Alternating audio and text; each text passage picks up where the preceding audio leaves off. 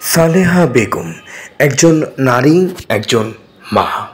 তিনি মায়ের মমতা ভালোবাসা দিয়ে সন্তানদেরকে বড় করে তুলেছিলেন, কিন্তু তিনি এক মানসিক রোগী হিসাবে রয়েছেন।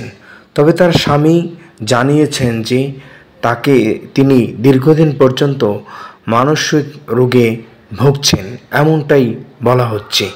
সালেহা বেগম নিজের সন্তানদেরকে নিজ ফ্ল্যাটের ভিতরে কুপিয়ে হত্যা করেছেন এবং তাদেরকে মেরে তিনি উপরতলায় চলে গিয়েছিলেন।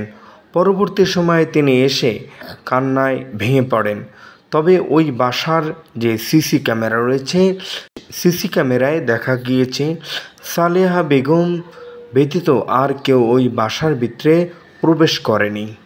সালেহা বেগমের স্বামী আগে থাকতে তিনি সন্দেহ করেছিলেন তার স্ত্রীকে, তবে সেই সন্দেহ সত্য হলো। সালেহা বেগমের স্বামী জানিয়েছেন যে তিনি আগে থাকতে মানসিক রোগে ভুগেছিলেন। তবে এর জন্য সময় থাকতে নারীকে সবসময় সম্মান করুন, পাশে থাকুন এবং তাদের দুঃখ কষ্ট মন মানসিকতা বোঝার চেষ্টা করুন। আজকের এই নারীর মন মানসিকতা না বোঝার কারণে এই ধরনের ঘটনা ঘটেছে। দুটি সন্তানকে তিনি মানসিকভাবে শত্রু মনে করে তাদেরকে হত্যা করেছেন। এইভাবে যদি নারীদেরকে রাখা হয় একটা মানসিক পেরেশানির ভিতরে, তবে এর চেয়ে আরও বড় ধরনের ঘটনা ভবিষ্যতে আরও ঘটবে।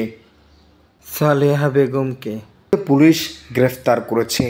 তবে এটা আসলে খুবই দুঃখজনক বিষয় যে একজন মা কিভাবে সন্তানদেরকে এভাবেই হত্যা করে।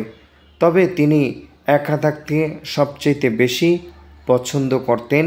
এর জন্য তিনি আপন সন্তানদেরকেও নিজের শত্রু বলে মনে করতেন।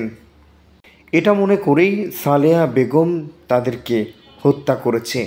তবে ফ্ল্যাটের ভিতরে অনেকে দেখা যায় একা থাকে এবং অনেক পুরুষ রয়েছে তার স্ত্রীকে সময় দেয় না অথবা তাদের পাশেও থাকে না, দুর্ব্যবহার করে।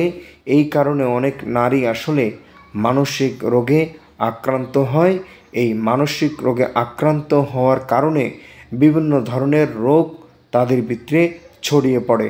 আসলে মানসিক রোগ এটা অনেক বড় একটি রোগ।